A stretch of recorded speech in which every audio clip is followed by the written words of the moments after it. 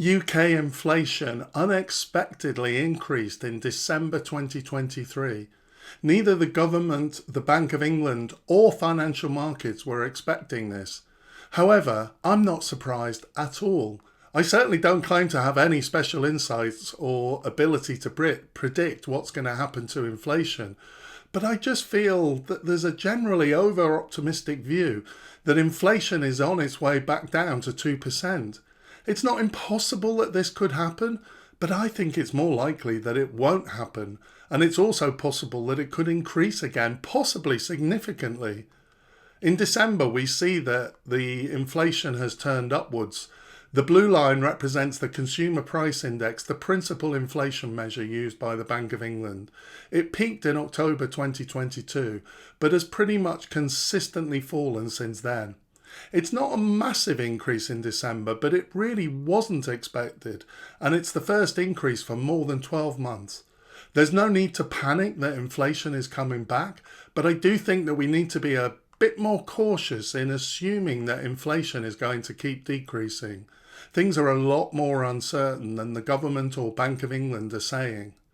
In my recent video on Sunak's 5 targets, I show how the massive increase in inflation and then the fall again has nothing to do with monetary policy.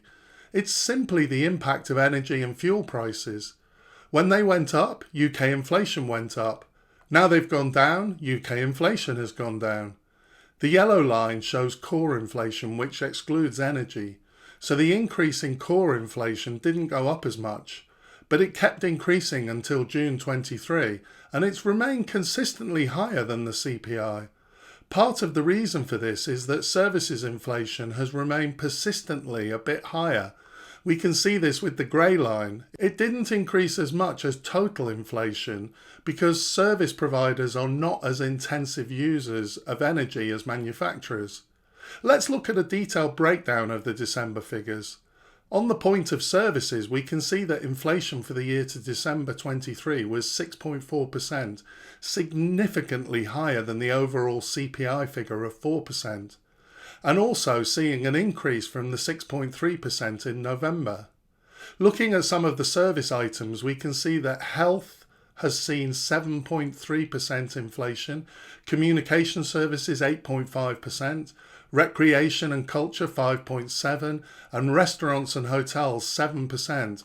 These rates are much higher than we might expect given that the overall inflation rate is at 4%. What it shows is that there isn't a consistent story about inflation falling across the economy. We can see that most of the decrease in inflation over the past year has come from energy costs included in household services and fuel costs included in transport. One reason why I think inflation is unpredictable at the moment is that we're still kind of in an inflation mentality.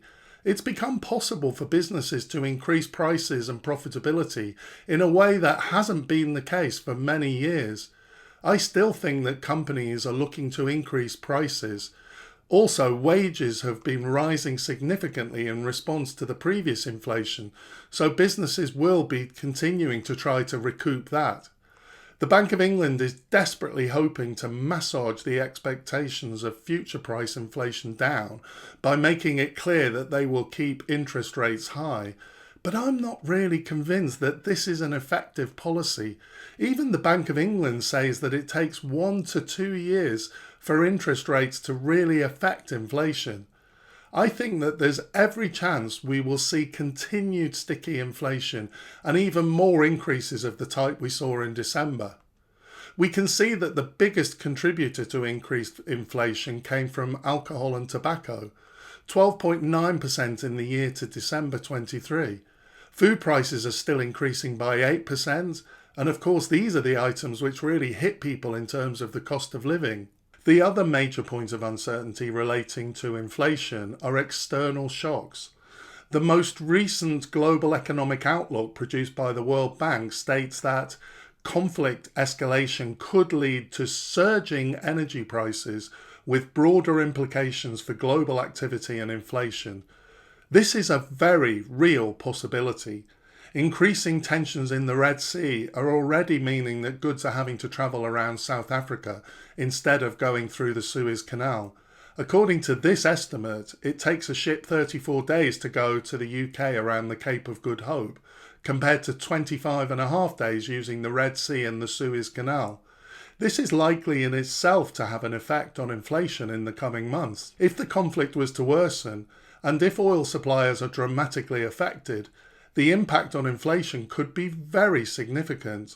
We could see big increases again. Of course, we can't forecast that this will be the case, and I certainly hope that it's not.